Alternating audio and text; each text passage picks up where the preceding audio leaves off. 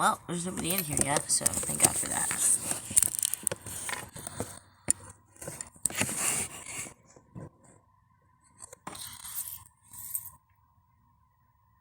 Alright guys, hey, we're live.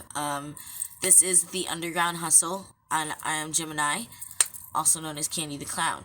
Now, today, I really wanted to get into some things like that are very common in the underground world. Like, a lot of things that come with the underground world the underground world is really big on promo.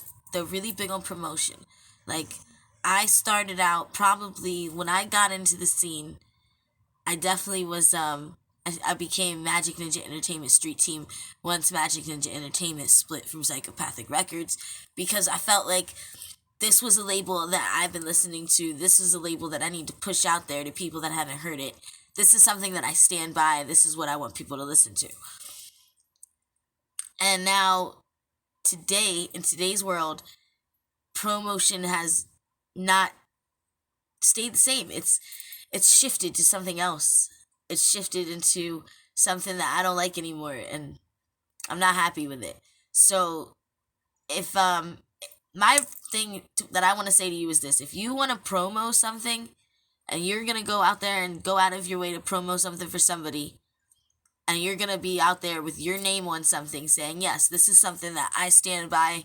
I appreciate this," then that person at least better be something that you enjoy and you like, or something that you really think that everybody needs to hear. Otherwise, it's kind of pointless. What are you promoting it for then? Like, I made a mistake. The whole point of this episode is because I made a mistake and I promoted something that I didn't even take the time out to listen to. So that's like really mistake number one. Well, mistake number two. Mistake number one is like when you promo something, you're supposed to be passionate about it. You're supposed to like really be like really heartfelt about it, really into it, and really know what it is that you're pushing out there. That's the entire, I think, should be the base and foundation of promotion and promoting, like on the street level, at least on the street level. And when you start to become complacent and not really care about what you're promoting anymore, bad things can happen. It can come back to bite you in the ass. You can end up with your whole foot in your mouth. So, I think number one mistake not to make is don't promo something you're not passionate about. Promo something that you're not passionate about is like a waste of time. It's like going out of your way for something that means nothing to you. So it's like, what are you taking time out of your day to do that for? Like, is it really going to benefit you in the long run, or is it something that you really think it means something to you? Is it worth it? That's something you got to think about. And then number two, before you promote anything, make sure you listen to it. You better listen to everything before you put it out there with your name on it, with your stamp on it, that says, you know what, like, hey, I checked it through it and I thought it was awesome, and I'm going to push it out to everybody and I'm going to say that it's awesome, but I didn't even listen to it.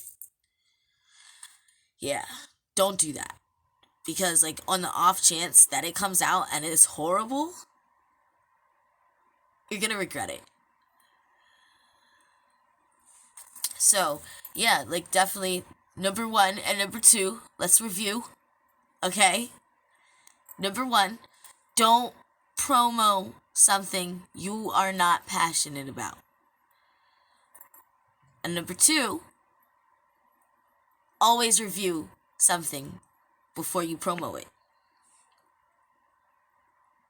Definitely two mistakes I already made. You don't want to make those mistakes. They could be detrimental, to say the least. So, if you really want to get into it,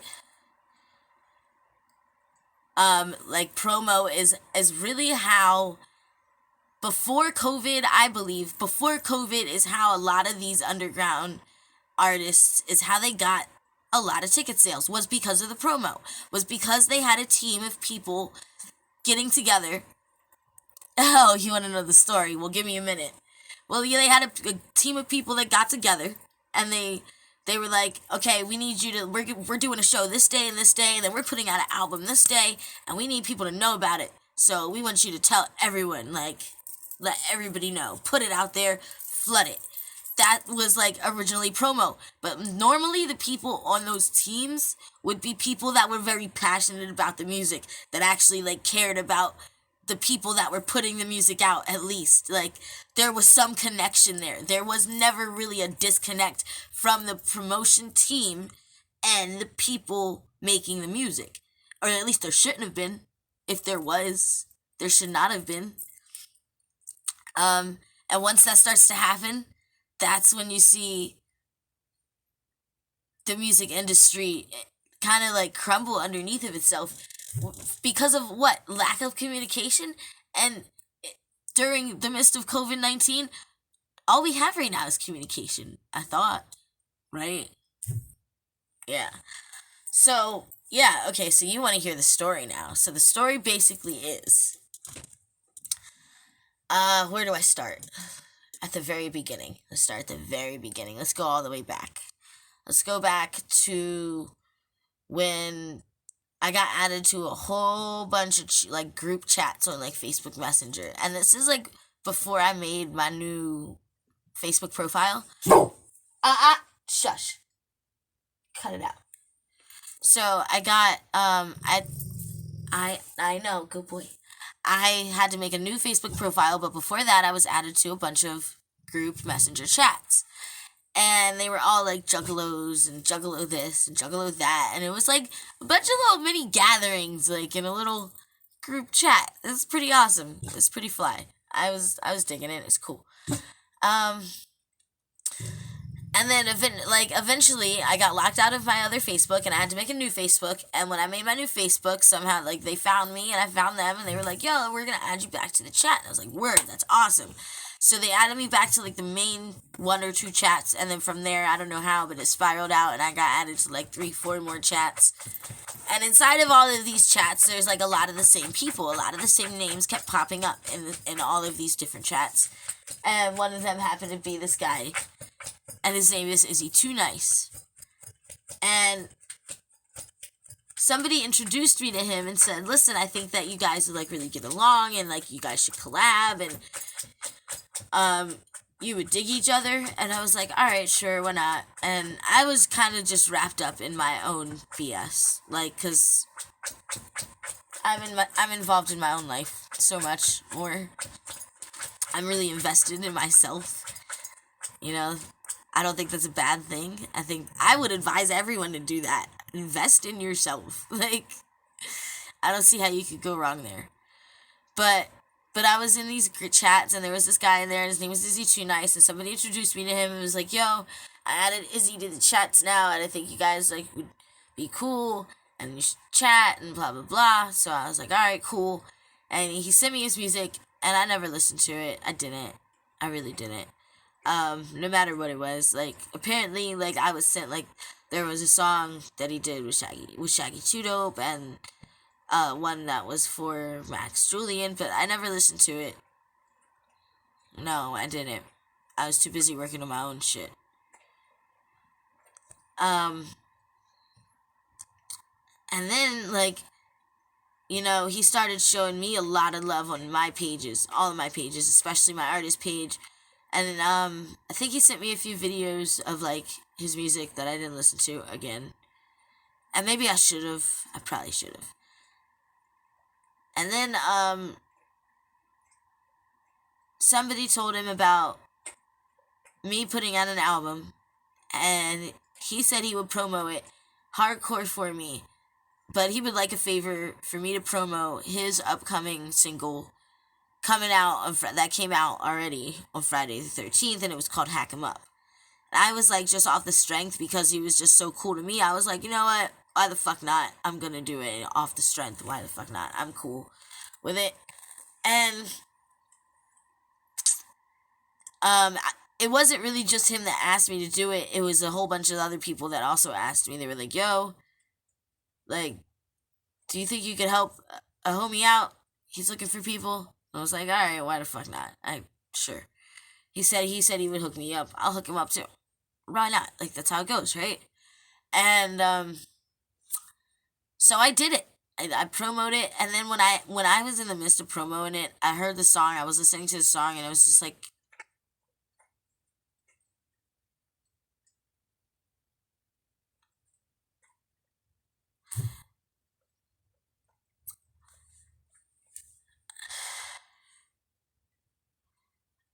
I rap way better than that.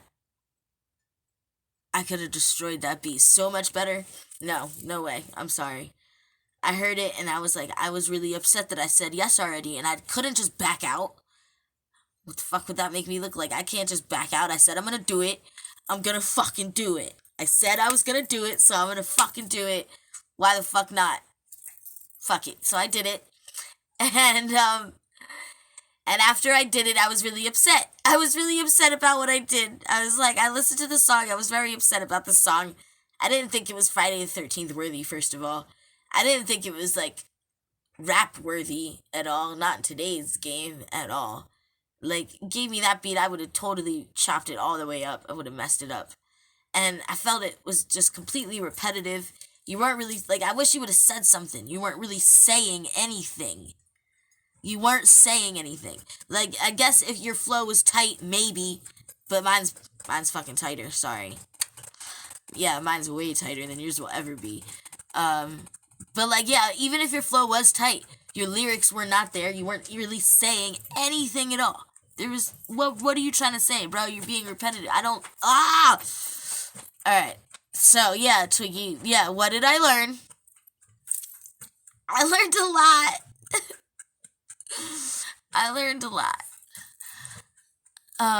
Hey Emily, what's up, girl? But yes, so there's those things you don't do. And then not only did I listen to that song that he sent me and I was really upset, I kept reviewing it and reviewing my own promo that I did. And like I sent it to him and let him post it wherever he wanted to post it. But I personally tried not to post it anywhere. I think I did post it on my artist page and my TikTok. And so I've deleted them both. And now they're on wherever he's posted them at, and he tagged me in it, and it showed up like on my review tags, and I definitely was just like hide. Like I did not add to timeline. I was like, I'm not proud of that. You know how like fucking like gut wrenching of a feeling that is to like put some shit out that you're not proud of.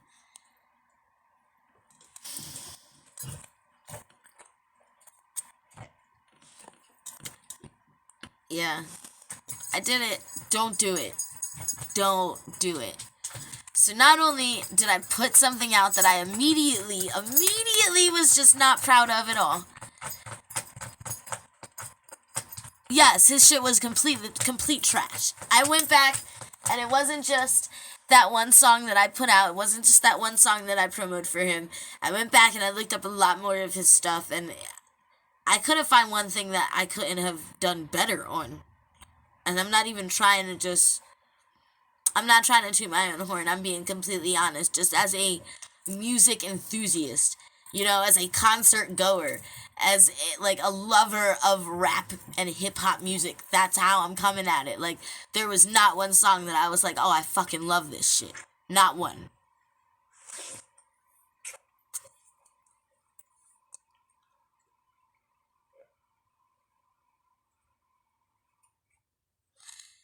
I would not compare him to other artists. I'm listening to him just as I'm listening to him. I'm listening to him just as, like, I have my own rubric of, like, I guess. I have my own rubric of, like, criteria of, like, if you check, then that makes you a fucking phenomenal MC. And, like, at least get 2 out of 5, and he didn't even get 1 out of 5. That's what I'm saying.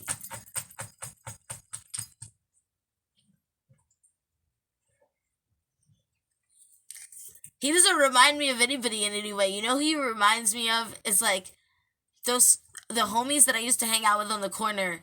That would be like every time I'm gonna go to get a Faygo and a pack of cigarettes, they're like, yo, check out these fucking raps like that I got, and they just start spitting to me, and I would just be like, yo, you're not even rhyming and you're not even on beat. And you're not even trying to say anything. Like, are you I don't even understand what you're trying to do. I would rip you up right now, but I don't have the fucking time. I have other shit to do. I will be back to destroy you lyrically, I promise you. I just don't have time right this minute. Okay? So bear with me. I'll be back.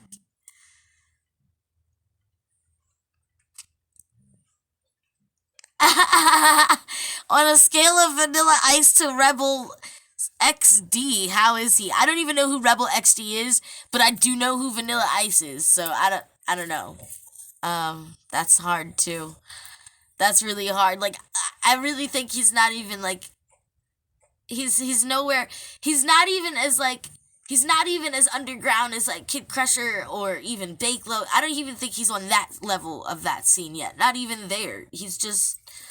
He's like literally like that dude around the corner. He's that hoe over there in the rapper form of it. That nigga over there, like that rapper over there. Yeah.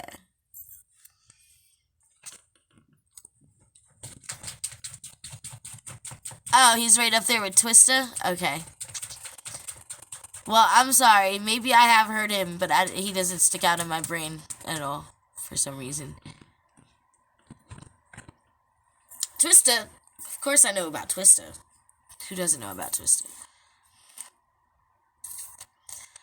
So yeah, what did we learn? Twiggy, what did we learn? I learned, number one, listen to shit before I agree to promo it. And I advise every one of you guys out there to do that as well. And then number two, like, to be passionate about the shit that you're gonna put out. And if you're not, then fucking charge.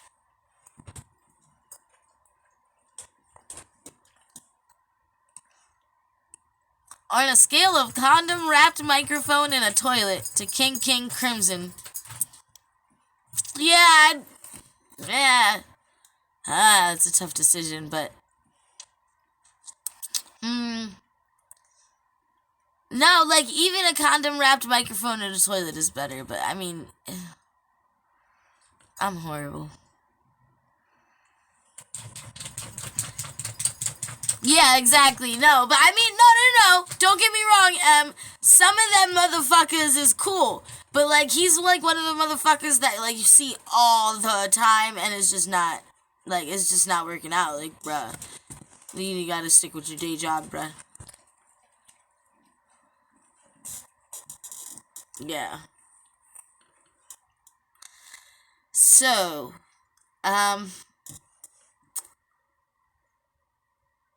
yeah, he's that hoe handing out singles on the corner.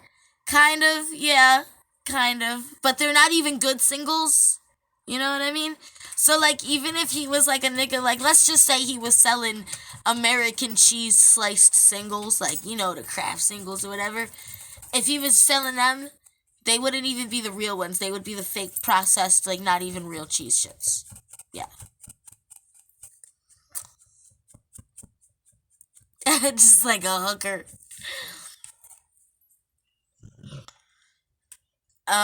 Well, apparently though, he's up and coming, and he's gonna be huge, and I'm really upset about that because, damn, like I kind of put my stamp on that shit, and like I'm trying to like prevent the underground from being this whack. Like he's definitely gonna make the underground just like even more whack. Check my okay, I'll check my inbox, huh?